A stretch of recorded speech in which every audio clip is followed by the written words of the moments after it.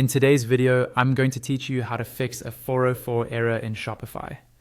A 404 error usually appears when a customer tries to visit a page on your store that no longer exists or the link has changed. Instead of leaving them stuck on that error page, you can create a redirect that automatically sends them to a working page, like a new product page, a collection, or even your home page. I'll walk you through exactly how to do that inside your Shopify admin. First, log into your Shopify store and go to your main Shopify dashboard.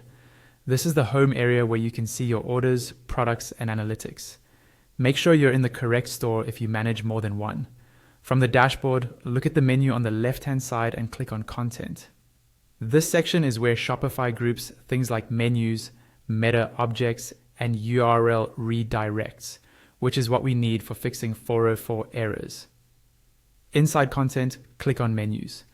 Even though we're not changing your navigation menu, Shopify places the URL redirects option in this area, so this is the path we'll use to reach it. On the Menus page, you'll see an option called URL redirects. Go ahead and click on URL redirects. This is where all existing redirects live, and where you can create new ones whenever you change URLs or remove pages. Next, click the button that says Create URL Redirect. This opens a form where we'll set up the redirect to fix your 404 error. You'll see a field labeled Redirect From.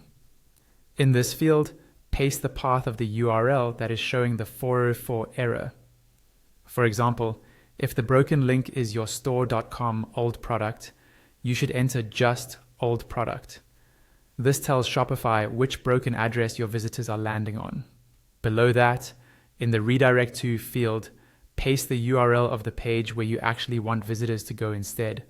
This could be a new product page, a collection, or any other relevant page on your store. Again, it's best to use the path like new product rather than the full domain. Once both fields are filled in and you've double-checked that there are no typos, click on Save Redirect.